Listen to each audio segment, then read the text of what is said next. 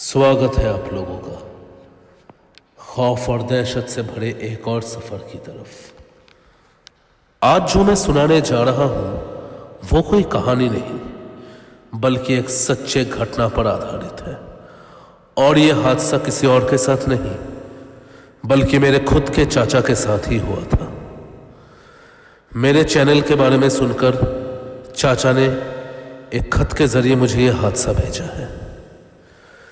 तुम्हारे चैनल के बारे में बहुत सुना है कि तुम बहुत सारे कहानियां वहां पे बोलते हो।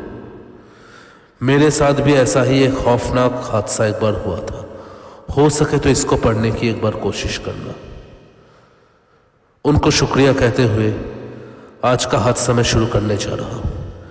लेकिन आज का एपिसोड शुरू करने से पहले मैं उन सबको बोलना चाहूंगा जिन्होंने अभी तक मेरा चैनल सब्सक्राइब नहीं किया है तो जाके प्लीज चैनल को सब्सक्राइब कर दीजिए ताकि हमारे सारे लेटेस्ट अपडेट्स आप लोगों को मिलता रहे। ये आज से करीब 10 साल पहले की बात है। उस वक्त मैं दिल्ली के एक बहुत बड़े कंपनी में नौकरी करता था। अक्सर काम के सिलसिले में मुझे बाहर जाना ही पड़ता था, कभी किसी और कंट्री में, कभी किसी और स्टेट में, या तो कभी शहर से भी बाहर। ऐसे ही एक बार मैं शहर से बाहर गया था, बहुत दूर के एक जगह पे। लेकिन काम होते होते बहुत रात हो गया। अभी ऐसे वीरान अनजान जगह पे कहीं होटल लॉज वगैरह मिलना भी तो प्रॉब्लम का बात है। यहां पे ना कोई रेलवे का सिस्टम है ना कुछ भी। मैं सोचता गया कि क्या करूं। बस स्टैंड में आकर सुना तो आखिरी बस ऑलरेडी जा चुका था। अब जो भी होगा कल सुबह 8 बजे से पहले तो कुछ होगा भी नहीं। यही सोचते हुए मैं घबरा रहा था कि क्या करूं। क्या सारी रात मुझे ऐसे ही रास्ते में बिताना पड़ेगा? ठंड का मौसम था। ऐसे बहुत सारे चिंताओं और डर को लेकर मैं आगे चलता गया। अगर कोई पब्लिक ट्रांसपोर्ट भी मिल जाए तो भी बहुत अच्छा है। घने काले रात और ठंड से भरे ऐसे सफर पे मैं अकेला ही पैदल आगे चलता गया। कहाँ जा रहा हूँ, कितना दूर जा रहा हूँ ये तो पता नहीं, सिर्फ आगे बढ़ता जा रहा हूँ। अगर कहीं कोई राह मिल जाए तो। नहीं, कहीं भी कुछ नहीं है और होगा भी कैसे ऐसे वीरान से जगह पे। भला हमारी तरफ होटल या लॉज वगैरह थोड़ी मिलेगा।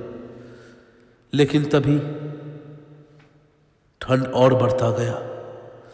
घड़ी की तरफ देखा तो रात के 1 बज चुके हैं। मेरा दिल थर थर कांप रहा था। मैं क्या करूं कुछ समझ में नहीं आया। तभी अचानक दूर से मुझे कुछ दिखाई दिया। क्या है वो? रोशनी। एक नहीं, 2 रोशनी। क्या ये कोई ट्रांसपोर्ट होगा? कोई गाड़ी वगैरह कुछ? अगर हुआ तो मुझे इसे रोकना ही होगा। शायद ऊपर वाले ने एक आखिरी मौका मुझे दिया है। देखते ही देखते वो रोशनी मेरे और नजदीक आता गया। मैं एकदम उसके सामने चला गया और अपनी पूरी ताकत लगाकर उस गाड़ी को रोकने गया। वो मेरे एकदम सामने आकर रुकी। ये एक छोटा टेम्पो था। अंदर के कांच काले थे। कांच की तरफ नॉक करके मैंने कहा, सुनिए, देखिए मैं बहुत मुसीबत में हूं। क्या आप मुझे थोड़ा सा आगे तक छोड़ देंगे? आपकी बड़ी मेहरबानी होगी। अंदर से कोई जवाब नहीं आया। इस बार मैंने थोड़ा जोर से नॉक किया। तब देखते ही देखते शीशा नीचे हुआ। ड्राइविंग सीट पे जो बैठा था उसका चेहरा पूरी तरीके से सफेद चादर में मुड़ा हुआ था। सिर्फ उसका एक आंख मुझे दिखाई दिया। हाँ, ऐसे सर्द से मौसम में इतना तो काफी है। सुनिए, कहाँ जाना है आपको? देखिए, मुझे तो असल में। क्या आप शहर की तरफ जा रहे हैं? अगर आप चाहें तो मेरे साथ आ सकते हैं। बहुत बहुत शुक्रिया, बहुत बहुत शुक्रिया आपका। बिना एक टाइम वेस्ट किए मैं अपने दोनों बैग लेकर अंदर चला गया। उफ, चलो आखिरकार कुछ तो मिला। अगर मैं शहर के थोड़ा भी नज़दीक पहुंच जाऊं तब भी वहां से किसी न किसी तरह मैं शहर तक तो पहुंच जाऊंगा। चलो, उफ, ऐसे ही हम टेम्पो आगे चलता गया। अंधेरे को चीर कर, हवाओं को चीर कर टेम्पो आगे चलता गया। ठंड और बढ़ता गया। जैसे रात और गहरा होता गया, बहुत सारे ऐसे ख्याल मेरे दिल में आ रहे थे। पता नहीं आज अगर ये टेम्पो ना आता तो मेरा क्या होता। सुनिए भाई साहब, देखिए मुझे ना बहुत नींद आ रहा है। अगर शहर जब तक आ जाएगा क्या आप मुझे जगा देंगे? वो कोई बात नहीं बोला, एक आवाज़ भी नहीं किया, सिर्फ अपने मर्जी से गाड़ी चलाते जा रहा था। चलो ठीक है, उसने सुन ही लिया होगा। देखते ही देखते मैंने अपनी आंख को बंद किया। कितना देर सोया हूं इतना तो पता नहीं। अचानक एक झटके से मेरा नींद खुल गया।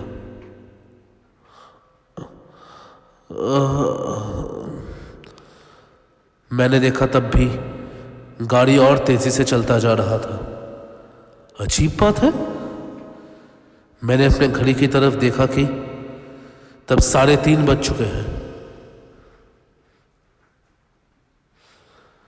इतना तो अब तक तो हमें शहर के बहुत नजदीक पहुंच जाना चाहिए था। भाई साहब, देखिए आप क्या सही रास्ते पे जा रहे हैं? क्यों, आपको कोई शक है क्या? नहीं, असल में अभी तक हम ज्यादा रास्ते तो पार नहीं किए, लेकिन गाड़ी तो बहुत तेजी से चल रहा है और अभी तक तो हमें बहुत सा रास्ता कवर अप कर लेना चाहिए था। हम शहर कब तक पहुंचेंगे? शहर? ये गाड़ी कभी शहर नहीं पहुंचेगा।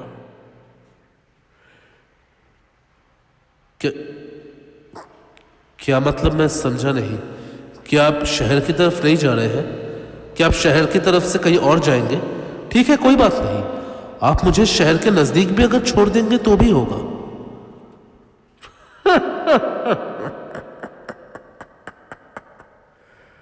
शायद आपने मेरा बात ठीक से सुना नहीं। ये गाड़ी ना शहर जाएगी और ना कहीं और। इस गाड़ी का एक ही मंजिल है। क्या? ये आप क्या कह रहे हैं? मैंने कहा इस गाड़ी का एक ही मंजिल है, वो है हम लोगों की दुनिया। हम लोगों की दुनिया? ये आप क्या कह रहे हैं? मुझे कुछ सही नहीं लगा। कहीं ये कोई चोर बदमाश तो नहीं है मुझे किडनैप करने के लिए या मेरा पैसा या सामान चुराने के लिए तो ये गाड़ी नहीं रोका था। मैंने देखा गाड़ी का गति और बढ़ता गया। अब गाड़ी एकदम आउट ऑफ कंट्रोल होकर दौड़ रहा था। भाई साहब, गाड़ी आहिस्ते चलाइए, इतना जोर से मत चलाइए। लेकिन उसने मेरा एक भी नहीं सुना और गाड़ी का स्पीड बढ़ाता ही गया। मुझे उतार दीजिए, मुझे आपके साथ कहीं नहीं जाना।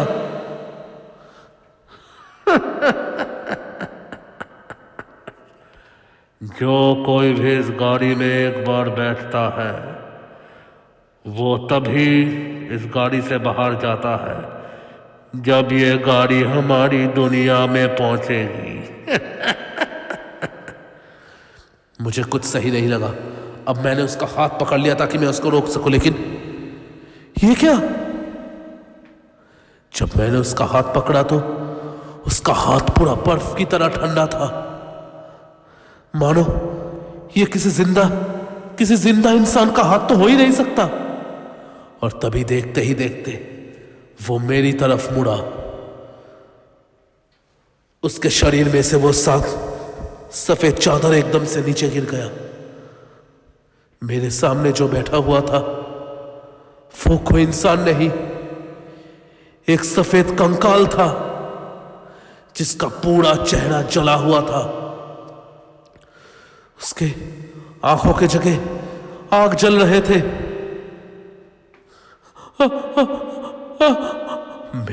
मेरे अंदर से कोई भी आवाज नहीं निकला।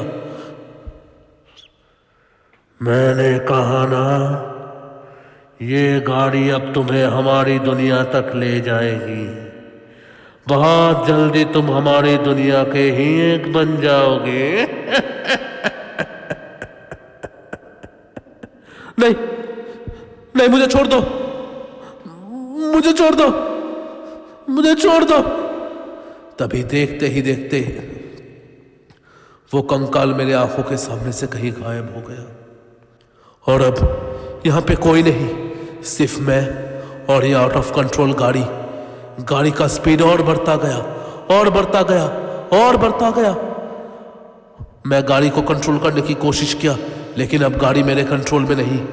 अब देखा कि गाड़ी ने अपना रास्ता बदल लिया और देखते ही देखते वो एक बहुत बड़े खाई की तरफ जा रहा था। मैंने दरवाजे खोलने की बहुत कोशिश किए, लेकिन दरवाजे नहीं खुले। मैं अपने सामने अपने मौत को आते हुए देख रहा हूं। मेरे पास कोई जरिया नहीं कि मैं इस गाड़ी को रोक सकूं, ना ही मैं यहां से बाहर निकल पा रहा था। मैं क्या करूं, मुझे कुछ समझ में नहीं आया। ये गाड़ी खाई के और नजदीक जा रहा था। ये तो समझ चुका हूं कि मैं कितने बड़े मुसीबत में हूं। और देखते ही देखते एकदम से गाड़ी उस खाई से नीचे गिर गया और उसके बाद एक जगह पे जाकर टकराया।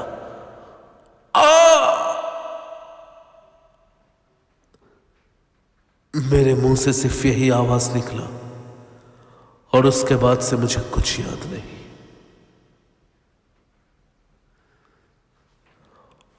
उठिए, उठिए, उठिए।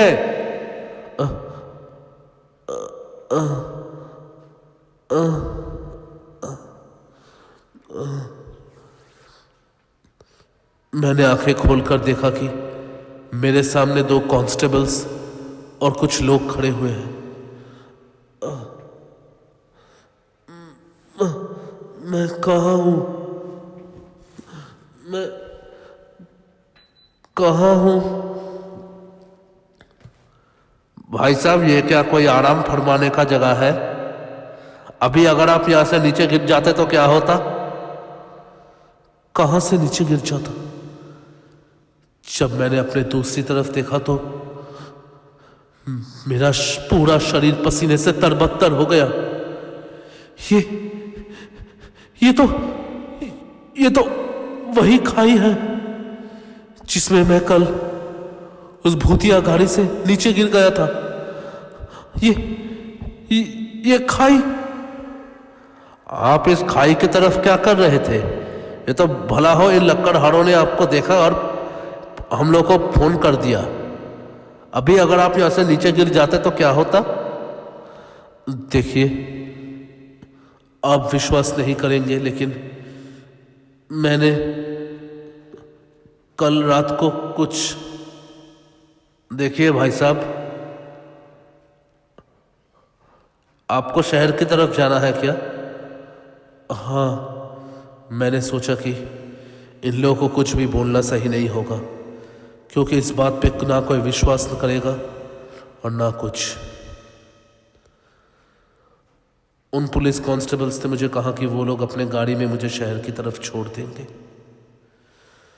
अपने सामान को पास में लेकर मैं उस गाड़ी में जा बैठा। चलते चलते कल रात का हादसा मेरे दिमाग में अभी भी एकदम दुरुस्त था, लेकिन मैं तो उस खाई में गिर गया था। तो फिर यहां ऐसे ही सोचते सोचते थोड़ी दूर जाते मैंने जो देखा, मेरा अब शरीर पूरा बर्फ बन चुका था। मैंने देखा कि दूर कहीं पे एक टूटा फूटा हुआ टेम्पो पड़ा हुआ है, और ये कोई दूसरा टेम्पो नहीं, ये तो वही टेम्पो है जो जो जिस पे कल रात को मैं बैठा था। ऑफिसर गाड़ी रोकिए, ऑफिसर गाड़ी रोकिए। उसने गाड़ी रोका। बाहर निकलकर मैं इस टेम्पो के सामने गया। हाँ, ये वही टेम्पो है, ये वही टेम्पो है। क्या बात कर रहे हैं आप? ऑफिसर प्लीज प्लीज मेरे बात का विश्वास कीजिए। अब मुझे बोलना ही होगा। मुझे पता है आप मेरे बात का विश्वास नहीं करेंगे, लेकिन कल रात को मैं इसी टेम्पो में बैठा था। इसी टेम्पो में बैठकर मैं उस खाई में गिर गया था। मुझे लगता है आपको इलाज की जरूरत है। यह टेम्पो आज से 15 साल तक ऐसे ही यहां पे बेजान और टूटा फूटा हुआ पड़ा हुआ है। आज से 15 साल पहले इसी रास्ते पे एक टेम्पो ड्राइवर का मौत हुआ था, एक्सीडेंट से। उस ड्राइवर का तो कोई पता नहीं चला, लेकिन यह टेम्पो ऐसे ही हालत में यहां से 15 साल तक पड़ा हुआ है। और आप कहते हैं कि आप कल रात को इस पे बैठे थे। चलिए चलिए, जल्दी चलिए। मुझे समझने में बिल्कुल भी देरी नहीं हुई। कितने बड़े खौफ के हाथ से मैं कल बच गया हूं। उस खौफ को दिल में लेकर ही फिर से अपने जाने हुए शहर की तरफ मैं चलता गया।